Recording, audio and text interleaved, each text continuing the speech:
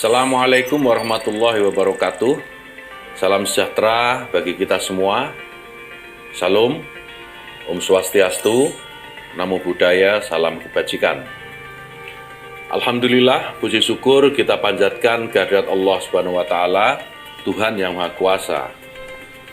Pertama, saya sangat senang dengan terobosan Pusdiklat Tenaga Teknis Pendidikan dan Keagamaan dalam penyelenggaraan dan perluasan akses pelatihan melalui MOOC atau Massive Open Online Course. MOOC adalah sebuah platform pelatihan mandiri berbasis digital yang dapat diikuti oleh ASN, P3K, PNP-ASN, dan masyarakat yang menjalankan tugas Kementerian Agama. Jika selama ini daya tampung pelatihan hanya mampu menjangkau ribuan peserta, maka dengan belajar mandiri melalui MOOC ini, daya tampung pelatihan bisa menjangkau ratusan ribu, bahkan jutaan peserta. Ini artinya siklus ASN mengikuti pelatihan yang biasanya bertahun-tahun menunggu, ke depan bisa dipercepat, minimal setahun satu kali mereka dapat mengikuti pelatihan. Kedua, MOOC merupakan bagian dari implementasi kebijakan prioritas Kementerian Agama, yaitu transformasi digital. Upaya dan komitmen peningkatan kompetensi sumber daya manusia akan memberikan dampak yang besar dalam perubahan pelayanan Kementerian Agama kepada masyarakat. Tidak ada pelayanan yang baik tanpa adanya sumber daya manusia yang kompeten, berkualitas, dan memiliki komitmen tinggi. Terakhir, saya ingin berpesan kepada Bapak dan Ibu semua yang mengikuti pelatihan mandiri ini. Bangun terus motivasi berprestasi, berusaha terus menjadi orang-orang pembelajar, dan jaga semangat selama mengikuti pelatihan. Hanya orang-orang yang terus berlatih dan belajar yang membuat mereka senantiasa mampu mengejar ketertinggalan. Semoga ini menjadi bagian dari kontribusi kita mewujudkan visi Kementerian Agama dalam menyiapkan sumber daya manusia Indonesia yang profesional dan handal. Semoga kebahagiaan selalu menyertai kita semua. Assalamualaikum warahmatullahi wabarakatuh.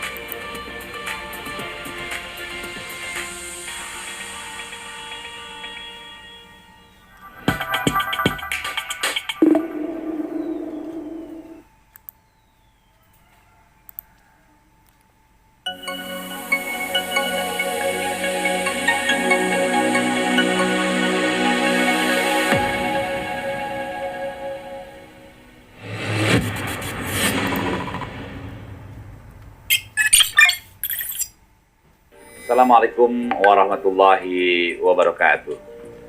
Alhamdulillahirabbil alamin wassalatu wassalamu ala asrofil anbiya'i wal mursalin sayyidina wa maulana Muhammadin wa ala alihi wa sahbihi ajmain. Puji syukur kita haturkan kehadirat ilahi Robbi, ilahi Robbuna yang pada hari ini telah memperkenankan kita semua dapat bersilaturahmi dalam kerangka meningkatkan kapasitas diri kita untuk menyapa siswa-siswa kita, menghadirkan pendidikan terbaik bagi anak bangsa. Salawat serta salam semoga senantiasa tercurah limpahkan pada junjungan kita Nabi besar Muhammad SAW, para keluarganya, para tabi'in dengan doa dan harapan. Semoga kita senantiasa istiqomah memegang ajarannya hingga kelak di yaumil jaza, di yaumil kiamah kita memperoleh syafaat darinya. Amin, amin ya Allah ya Rabbal Alamin. Sobat pelatihan yang berbahagia, saya Muhammad Ali Ramdhani, Direktur Jenderal Pendidikan Islam Kementerian Agama Republik Indonesia, merasa bahagia Kementerian Agama dapat menerapkan kurikulum merdeka di madrasah-madrasah kita. Kurikulum madrasah mengemban dua amanat besar, yakni yang pertama, bagaimana membekali peserta didik atas sikap, kompetensi, dan keterampilan hidup agar bisa menghadapi tantangan di zamannya. Dan yang kedua, bagaimana mewariskan karakter budaya dan nilai-nilai luhur bangsa kepada generasi penerus agar peran generasi penerus kelak tidak lepas dari akar budaya dan nilai luhur bangsa. Nilai luhur bangsa tersebut sebagaimana termuat dalam profil pelajar Pancasila dan profil pelajar rahmatan lil alamin. Untuk menjalankan dua amanat besar tersebut, maka kurikulum harus selalu dinamis, berkembang untuk menjawab tuntutan zaman. Sobat pelatihan yang berbahagia, perubahan akan terus terjadi. Hal yang abadi di dunia ini adalah perubahan itu sendiri. Perubahan ini setidaknya terjadi pada tuntutan dunia global. Dunia modern dan dunia global tak lagi memberikan penghargaan besar terhadap seseorang karena apa yang diketahuinya. Karena teknologi telah menyediakan pengetahuan yang dibutuhkan. Namun, dalam dunia kontemporer, dunia modern, lebih menghargai seseorang karena apa yang bisa dilakukan dengan pengetahuan tersebut. Dengan demikian, kurikulum madrasah tidak boleh hanya fokus kepada pengetahuan apa yang harus dikuasai oleh peserta didik. Namun lebih penting adalah membekali peserta didik mengenai sikap, kompetensi, keterampilan hidup atau biasa dikenal dengan life skills.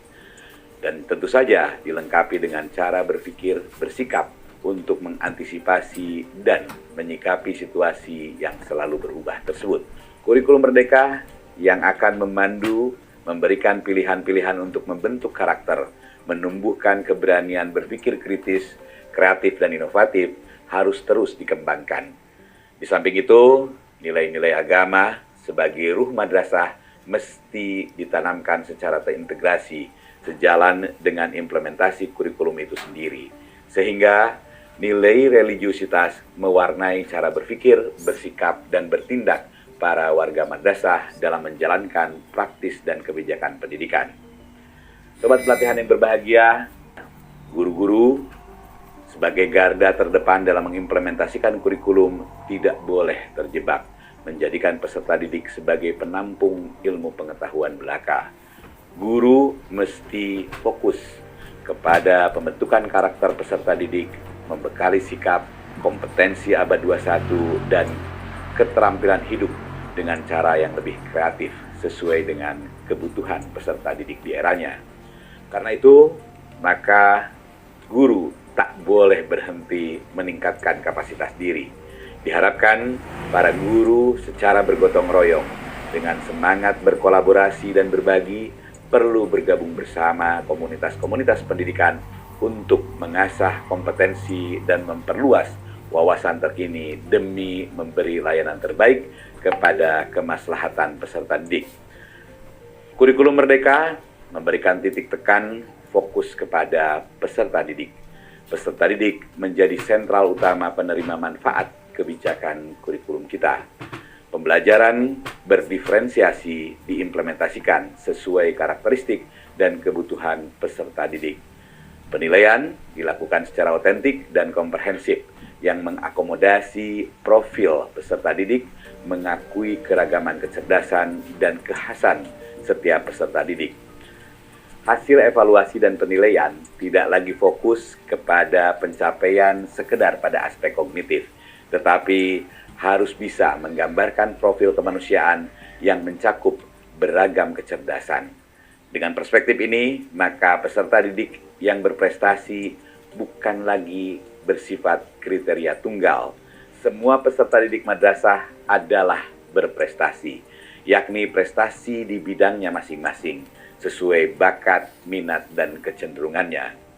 Sobat pelatihan yang berbahagia, keberhasilan kurikulum Merdeka di madrasah ini akan diukur sejauh mana kurikulum ini merubah suasana kelas agar lebih membahagiakan peserta didik. Aktivitas pembelajaran lebih bergairah. Pun dana-dana yang dihimpun dari masyarakat maupun pemerintah dapat meningkatkan capaian hasil belajar secara lebih bermakna dalam koridor efektif dan efisien. Pada gilirannya, perubahan suasana kebatinan kelas dapat membentuk karakter peserta didik, membekali kompetensi dan keterampilan hidup yang dibutuhkan pada kehidupan di zamannya. Kondisi ideal tersebut tidak cukup dicapai hanya melalui perbaikan kurikulum, tetapi juga perbaikan pada aspek-aspek lain yang meliputi guru dan komponen lain dalam ekosistem pendidikan madrasah juga menentukan. Karena itu, saya mengajak kepada semua stakeholder, para pemangku kepentingan, para pemangku kebijakan madrasah, untuk bergotong royong secara bersama-sama memaksimalkan ikhtiar dan mengoptimalkan peran takdirnya demi memberi layanan pendidikan yang bermutu, relevan, dan berdaya saing. Sobat pelatihan yang berbahagia, kepada semua pihak yang membantu berkontribusi menyukseskan implementasi kurikulum ini, saya sampaikan terima kasih. Semoga Allah Subhanahu wa Ta'ala meridhoi semua langkah-langkah kita. Amin, amin, amin ya Allah ya Rabbal Alamin. Wassalamualaikum warahmatullahi wabarakatuh.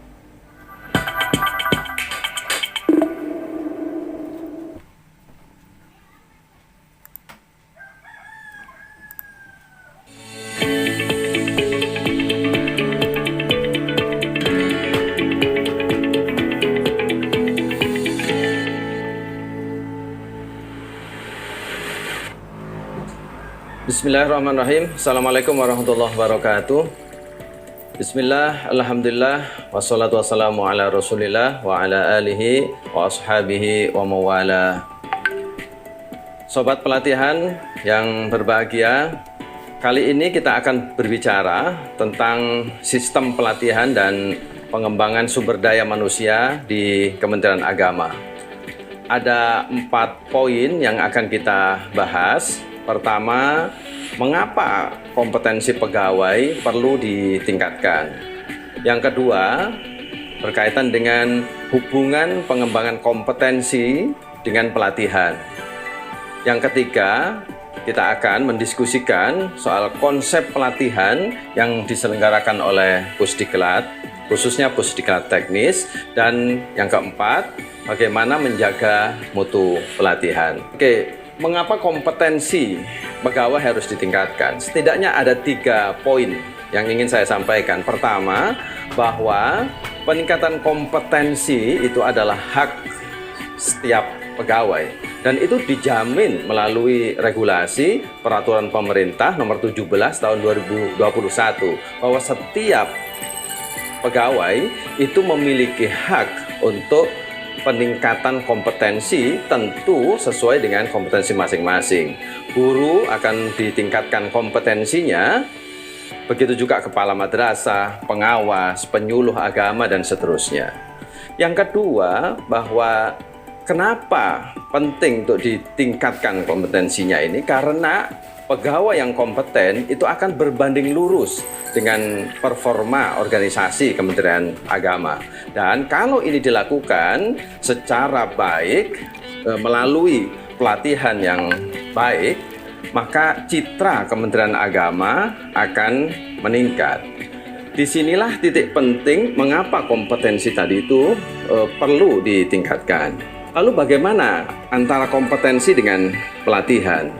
Ada 4 kuadran ASN yang perlu dikaitkan antara 2 hal. Yang pertama, sisi kompeten dan kualifikasi, dan yang kedua kaitannya dengan kinerja atau performance. Nah, kalau dilihat dari kuadran, bisa sobat pelatihan lihat di sini, di kuadran pertama itu jika kualifikasi seseorang pegawai sesuai, misalnya sarjananya sesuai tarbiyah misalnya, maka dia kompetensinya sejatinya mengajar menjadi guru. Tetapi bisa saja di kinerja ada masalah atau perbedaan. Maka kalau antara kualifikasi pendidikan dengan kompetensi yang dimiliki sebagai guru tadi misalnya, atau sebagai penyuluh yang juga kualifikasinya sesuai dan memiliki kinerja yang bagus, maka ini ada di kuadran 1 yang layak dipertahankan. Tapi bisa jadi seorang ASN ada di kuadran nomor 2. Kompetensinya, kualifikasinya ya ini tidak sesuai, tapi kinerjanya bagus. Nah, untuk ASN semacam ini perlu dilakukan pelatihan, dilakukan diklat, atau pilihannya dilakukan mutasi. Atau ada yang mungkin juga di kuadran yang ketiga, dia kompetensi kualifikasinya sesuai, tapi problem dengan kinerjanya, maka ini bisa jadi opsinya dilakukan rotasi atau mutasi. Tapi jangan sampai ASN tidak kompeten, tidak memiliki kualifikasi yang relevan, dan juga tidak memiliki kinerja. Maka ini perlu kemudian dilakukan rasionalisasi. Nah, 4 kuadran inilah yang untuk bisa menggambarkan bagaimana posisi seorang ASN dan hubungan antar kompetensi pelatihan itu bisa dilakukan. Lalu konsep pelatihan yang diselenggarakan oleh Pusdiklat Kementerian Agama itu bagaimana?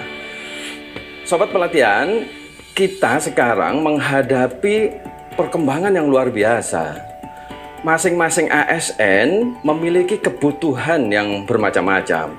Pusdiklat ini juga mendapatkan banyak sekali penawaran kerjasama dari berbagai pihak, dari dalam internal Kementerian Agama sendiri dan juga dari luar.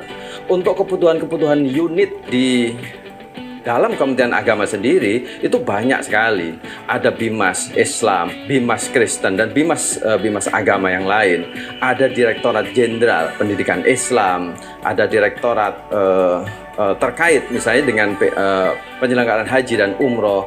Ada sekarang unit baru Badan Penyelenggaraan Jaminan Produk Halal.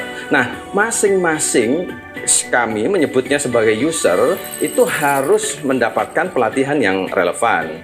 Karenanya maka user based training itu yang kita akan coba terapkan, pelatihan yang berdasarkan kepada kebutuhan user masing-masing. Dan makanya Pusdiklat akan mengembangkan setidaknya 3 skema pelatihan. Yang pertama, pelatihan yang konvensional seperti kita lakukan sekarang itu dengan tatap muka, di mana prinsip penting di sini adalah pada human, pada manusianya. Setiap orang bisa melakukan tatap muka di kampus, di Pusdiklat, Balai Diklat Keagamaan, atau tempat-tempat yang ditunjuk berdasarkan dari kebutuhan. Nah, ini sudah berjalan dengan bagus selama ini. Namun ketika masa pandemi kita melakukan modifikasi yang kita kenal sekarang menggunakan istilahnya blended learning atau distance learning, di mana gabungan antara tatap muka dengan online based learning. Nah, ini menggunakan learning management system. Dan meskipun tetap muka, narasumber, widya suara kita manfaatkan untuk bertemu langsung, berinteraksi dengan peserta, tapi saat ini memang ada kecenderungan bahwa pelatihan juga perlu didesain dengan pola baru, kecenderungan baru, kebutuhan baru. Apa itu? Yaitu menggunakan online based learning secara utuh, secara maksimal. Nah, inilah yang kita kemudian gunakan di Pusdiklat. Sudah kita perkenalkan ada MOOC, Massive Open Online Course. Jadi sifatnya pelatihan yang dibuka kepada publik, kepada masyarakat, dan secara khusus karena ini terkait dengan pegawai Kementerian Agama, dan mereka bisa memanfaatkan sepenuhnya MOOC ini untuk belajar mandiri. Semua media, proses pembelajaran, kurikulum dirancang, dan ini sepenuhnya menggunakan mesin. Jadi masing-masing orang akan memiliki waktu yang berbeda-beda untuk mengikuti pelatihan ini secara mandiri, dan jika sudah selesai mereka juga akan mendapatkan, para pegawai ini akan mendapatkan sertifikat yang sama dari Pusdiklat. Sobat pelatihan yang saya hormati, bagaimana kemudian menjaga mutu pelatihan ini? Kami di Pusdiklat concern betul dengan terus akan melakukan perbaikan untuk menjaga mutu pelatihan ini. Kami sudah memiliki akreditasi lembaga, dan bahkan Pusdiklat ini juga sebagai lembaga yang melakukan akreditasi terhadap BDK, Balai Diklat Keagamaan. Nah, yang kedua, untuk akreditasi ini penting untuk kami jaga baik di Pusdiklat maupun di BDK. Akreditasi ini akan memastikan bahwa pelatihan terstandar dengan baik, tidak berbeda satu penyelenggara dengan penyelenggara yang lainnya.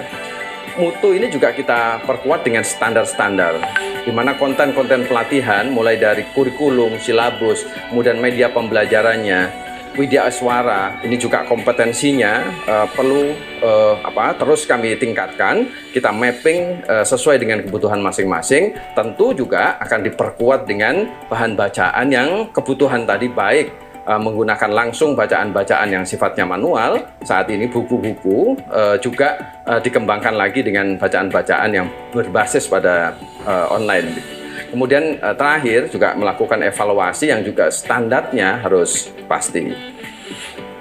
Itulah beberapa poin penting yang dapat saya sampaikan. Mudah-mudahan bermanfaat. Assalamualaikum warahmatullahi wabarakatuh.